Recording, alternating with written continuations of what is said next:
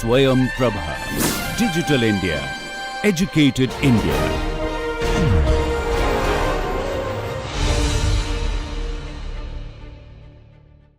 Welcome everybody to NMR problem solving session. We have two proton NMRs here and they have similar molecular formula C9H10O and C9H10. Let's see if their structures look anything like each other. Well, let's look at this one first.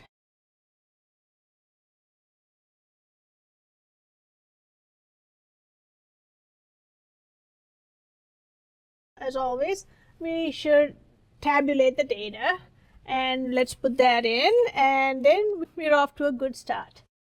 Let's look at all the peaks here. Let's label these peaks A, B, C, and actually these are three peaks here, but they are about the same region. A has got a singlet and that is about 3.7, and we have B at 5.2, C is at 6.1, and this is about 7.2, 7.3, and let's say 7.5. Let's look at the multiplicities. As you can see, A is just a singlet, B is a doublet, C is a doublet, and D, E, and F, as you can see, this is a has fine splittings. It's a quartet split into a doublet. This is a triplet that's split into a doublet, and this is a doublet that's split into a doublet. Let's look at the number of hydrogens. For that, we just need to pick up our ruler and measure the heights. And if you take a, let's say I'm using a centimeter scale here. Let's look at the heights here.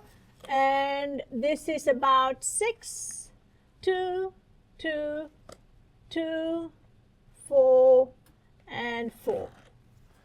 Right, so let's write that down. 6, 2, 2, and 2, 4, 4. Let's divide everything by the lowest denominator here. 3 to 1 to 1 to 1 to 2 to 2.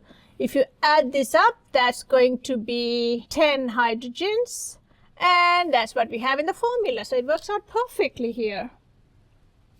It's just blown up to the right dimensions, and John here has done an excellent job here blowing it up. So number of hydrogens in our neighborhood, that depends on the splitting.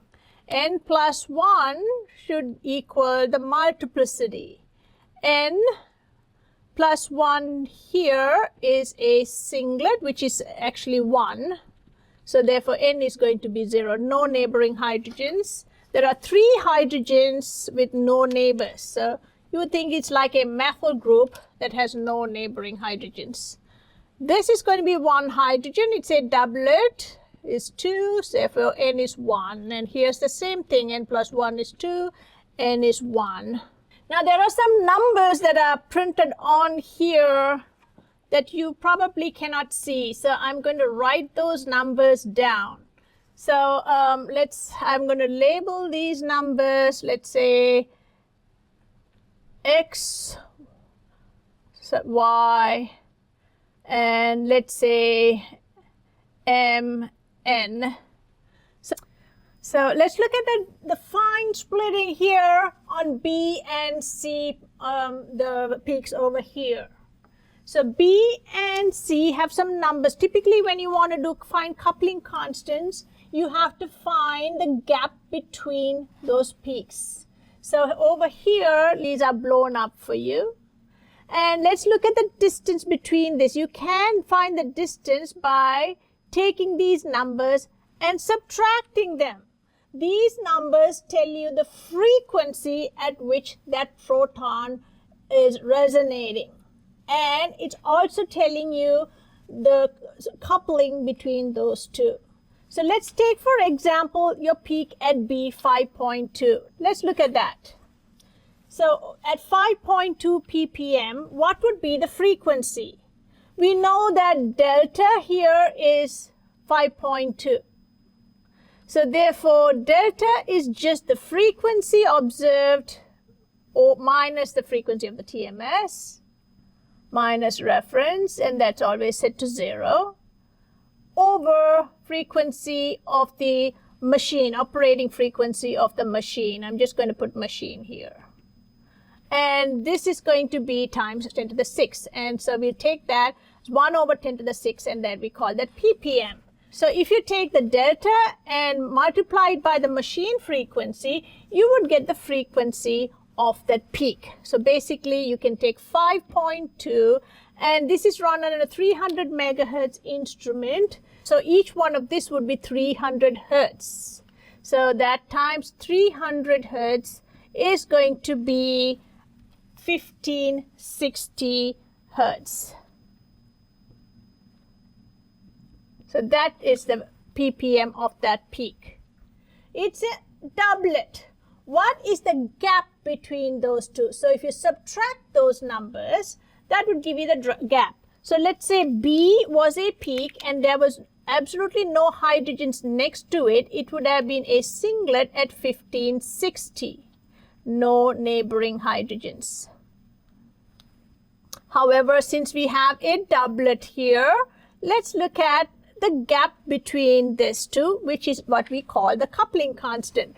These numbers are very hard for you to read, so I'm going to write them down. 1553, and this is 1568. So it's split into a doublet, and that's the coupling constant here, or the distance in frequency between those two peaks. So if you had no hydrogens, you would have got a frequency right here.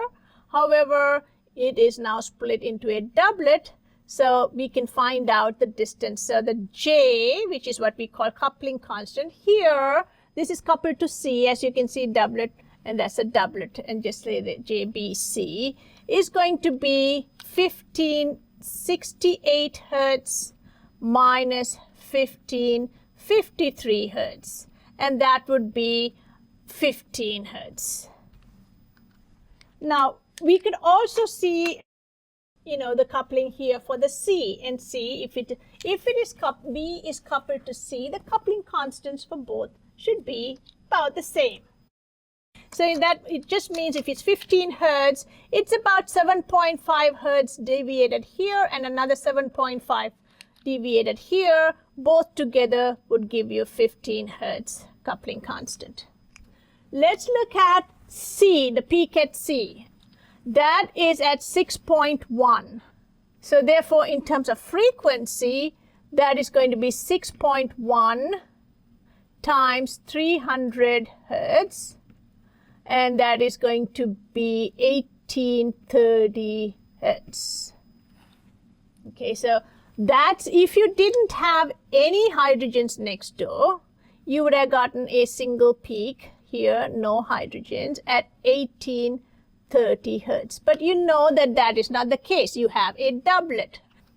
So the doublet here has got a coupling constant 1838 and 1823. That's the frequency of resonance over here for those two peaks. So you would see a doublet like that. If you didn't have any neighboring hydrogens, you would have gotten a peak here, but you actually get a doublet. So what is the coupling between C and B here? It's going to be this minus this. 1838 hertz minus 1823 hertz. Now we're talking in terms of hertz. Typically we divide by the machine frequency and talk in terms of ppm. But since we are measuring coupling constants in hertz and not ppm, we have to convert them back to hertz. This is going to be 15 hertz. So we know that 15 hertz is typically trans coupling. So therefore, when you have two alkenes and they are trans to each other, let's say this is B and this is C, then you would see those coupling constants reflected here in the peaks. So in conclusion, so there you go. So this just shows you that you have here a doublet and a doublet here, and they are coupled to each other. They have the same coupling constants, and the coupling constant shows that it is a trans coupling. So you have two hydrogens on the alkene and they are trans to each other. That's the information you get from this part of your spectra. Let's look at the other parts of the spectra. So if you have C9H10O, if you do the omega here, 2n plus 2 minus m over 2, that's going to be 18 plus 2, 20 minus 10 over 2. Oxygen, we don't add or subtract from the m or the number of hydrogens there, so that is 5. Where does it all go? We know the benzene ring needs 4, 3 for the double bonds, 1 for the ring. So of this, 4 would be for a benzene. 1 could be for a double bond or a ring. Now, since we have protons between 6 and 5, that's typically a double bond region, an alkene region. So let's try an alkene first, a double bond first. If that doesn't work out, then we can look at other structures. All right, so let's put the pieces together. We have a benzene that's mono-substituted. And we have a, let's assume this is an alkene. You can have alkenes that are di, tri, tetrasubstituted, and so on. Since we have two hydrogens here on this, obviously they're coupling each other and the coupling constant is large. So that is going to be a trans coupling. So we have two types of coupling. If you have a cis coupling, the frequency difference between this would be about 6 to about 15 hertz. Typically around, you see 10, 12, those are common numbers. Or you could have those hydrogens, since you only have one each, they could be trans. And then the coupling constant would be even bigger than this. It's going to be 11 to 18. Or you could have them geminal on the same carbon.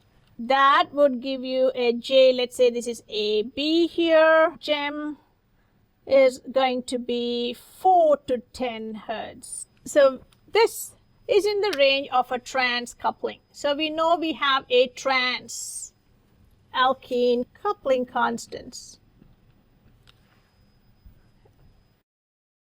So therefore, you are going to have a CH3. That's the third part of your molecule. And where would that be? The CH3, let's look at the delta, 3.7. If the methyl was directly on the benzene, that would be about in the 2 range. If it's connected to directly on the double bond, about 2 to 3, that range. But this is really, really very d-shielded, which means you are going to have a very electronegative atom next to it. And what could that be? Well, look at the formula. The only thing possible would be an oxygen to give that a 3.7. So we got all the pieces. Let's put them together. Since this is mono-substituted, we don't really have to worry about, whether it's ortho, para, or meta. It's just one arm. So we can draw it out like this. So you have a benzene.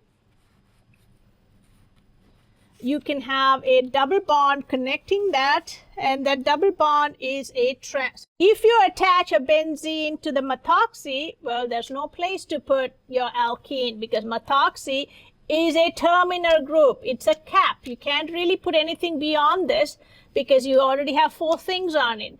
Therefore, you are going to have to put the alkene in between the methoxy and the benzene. We know from our coupling constant values that this is trans. So we have an OCH3 here. And we have then our trans hydrogens here. Let's say this is your B and your C. Then JBC is about 14 to 15 hertz. And that would be a trans. So this is going to be like a styrene. This is a styrene, a methoxystyrene. Or we could call that 1-methoxy-2-phenolethene, you know, whatever the name is. That's really a good structure for that. Well, what about all of these fine splittings on D, E, F? Which one of this is D, E, and F? Well, we can think of this molecule here as a donor group for this benzene. You could write out a resonance structure where you can see that, let's see, I'd write down a resonance structure for this, where you have a oxygen giving a lone pair here, which then pushes this pi bond over here, which then goes and, you know, accumulates charge. And the way the polarity works here, you would have a lot of it on the para position and ortho position. So ortho and para positions would be shielded. Para would be more than ortho, and meta here doesn't really get all those electron density from the resonance. So therefore it's electron deficient. So this is going to be electron density. So as you can see, the benzene region here kind of describes the benzene molecule that we're looking at here. This would be the most shielded, and you can see one of them being more shielded than the others. And so we can label this as your H para. H ortho would be the next most shielded, because you can see that these electrons can temporarily be dumped on the ortho position, and that could be your H ortho, and there are two of them. And this one doesn't really have electrons dumped on it, and therefore these are going to be your H meta. So we have those, and you can see it's hard to kind of decipher the multiplicity, but we can try. H para would be split by this into a triplet, and this also into a triplet, and that's why you see kind of a triplet of a triplet over there. H ortho here has a doublet, and then it can be split into a triplet, and you can see those fine lines there. The H meta has got two hydrogens in 3 bonds away. That would be a triplet, and one of them over here. These two are also in different environments, so you are seeing strong splitting of this into a doublet and this into a doublet. All right. So that kind of concludes a structure for this. This is called beta-methoxystyrene. Let's look at a structure for this. C9H10, there's no oxygen. Let's first start from the beginning, tabulating our data, which is something that you should do anytime you're given a spectra. Over here, we have this blown up in here as 1, 2, 3, 4, 5 little mountain peaks. So that's a quintet. So peak A is at 2.1 ppm. It's a quintet. Peak B here is 1, 2, 3 as 3 mountain peaks, so that's a triplet. And that is at 2.8. And there are 2 peaks here, and I put them C and D. C is at 7.1 and D is at 7.2. They're really very close together. So there are 2 hydrogens there. Let's look at the multiplicity of this. It's kind of hard to tell, but they do look like a doublet of a doublet and doublet of a triplet. Okay, let's look at these. This is going to be on a centimeter scale. This is about 6 centimeters. This is 12, 6, and 6. So let's write that down. All right, 6 to 12 to 6 to 6. Obviously, we don't have that many hydrogens. We only have 10 hydrogens. So if I divide this by 3, that's going to be a 1 to 2 to 1 to 1. That's 5 hydrogens. We have 10. So we multiply everything by 2. So the ratio here for the hydrogens would be 2 to 4 to 2 to 2. So that would give you a total for the number of hydrogens as 10, which is what we have on our formula. So we kind of figured out the hydrogen distribution here in the molecule. Let's look at your multiplicity. Quintet. That means n plus 1 is 5. N is going to be 4. So this hydrogen A has got 4 neighboring hydrogens. Okay. So it's not your regular CH2 or CH3 or CH next door. It's got 4. And obviously you cannot have a CH4 neighbor because that's methane and it's up in the air as a gas.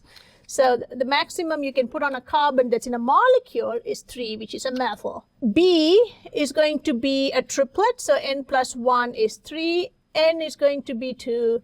And these two are going to be 2 each. So you have a 2 to 2 ratio here.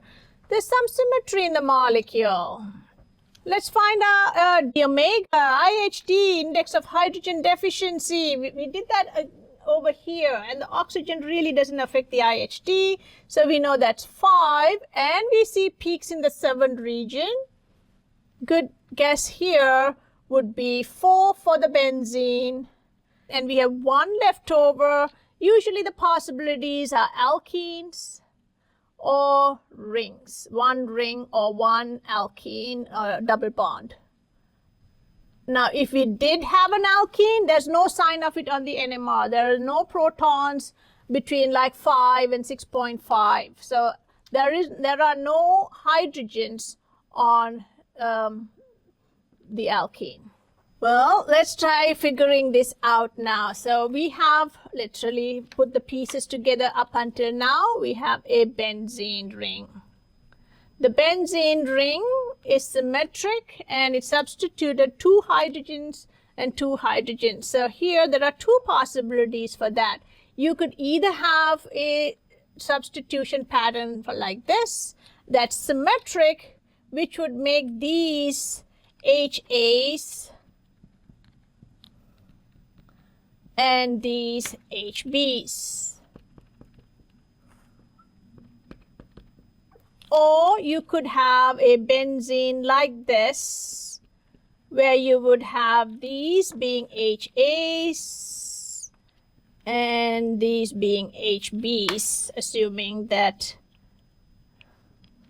this is not the same as this. Okay. All right. Let's look at which one of this could be. Typically, if you have a para substituted, this is going to split this into a doublet, and that's going to split this into a doublet, and you would get a doublet of a doublet. We don't see that here. Therefore, it's going to rule this out. Let's look at this here. If you had this pattern, this is going to be split into a doublet by this proton and a doublet by this proton. If you take this, this is going to be split into a triplet by this proton, these 2 protons, and a doublet by that. And so that's what you're seeing over here. So this is the correct substitution pattern. If you had a meta di substituted, and I'm just going to put it over here, this hydrogen to this hydrogen would be 1 to 3. If you have only 2 peaks, you would see like a 1 to 3 ratio, which you don't see. Therefore, we can rule meta also based on the NMR. So we can have ortho substituted. All right, let's look at what's on the ring. Okay, quintet triplet, how do you get that? That was not one of our patterns. Let's look at that. Let's look at the possibilities for 2 hydrogens and 4 hydrogens. How do you get a quintet? So to get a quintet, you need to have 4 neighboring hydrogens. How do you get 4 neighboring hydrogens? Let's say you are the hydrogen that's being split by the neighbor. Your neighbor can have a maximum of 3 on one side and 1 on the other side. So 4 plus 1 would be 5, which is a quintet. That's one possibility. What's the other possibility? The other possibility, let's say this is your proton that's being split into a quintet. This is your A. The neighbors can be equally distributed. 2 here and 2 here. So 4 plus 1 again is going to be a quintet. So HA would be split into a quintet. All right, so is there any other possibility for a quintet?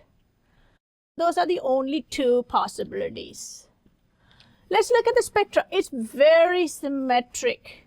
If you had something like this, you wouldn't see a very symmetric quintet like that. Because over here, you'd have different deltas for that. So your environment is different. So your frequencies wouldn't be the same as if you had it like this, where you have these 2 being identical. So this shows symmetry, okay, because of the way it's split. You can see they're very symmetric, and you can see to some extent that these are also slanting towards each other. So therefore they are coupled and they are going to be very symmetric. And let's see if we can try a structure like that. So therefore we have a CH with 2 CH2s next door. And what else is on here? Let's see. So we have used 5 and 9 hydrogens. There's only one other hydrogen. So chances are it's going to be here. If you put it here, this is going to be splitting this into 2 plus 1 triplet.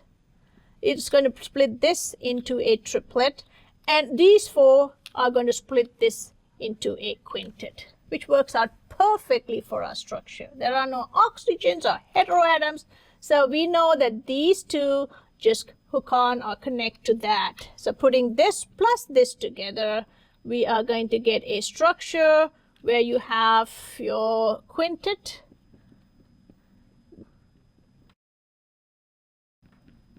four plus 1 next to the triplet split hydrogens like this. So if you're going to label this, we could say that this is going to be a quintet, which is A. And there is the perfect symmetry in this molecule. If you were going to label this, this is going to be triplet. So this will be your B hydrogens, and there are 4 of them. And HA, there's just 2. C, well, this is going to be actually a donor group, an inductive donor group. And so therefore, these are going to be more shielded than this. So we can call this HC. And over here, this is the meta for this, and that's going to be your HD. So this is going to be a 2 to 2 to 4 to 2 ratio, which is exactly what we see here. So if you take this hydrogen, it's got 1 ortho proton that's going to split that into a doublet.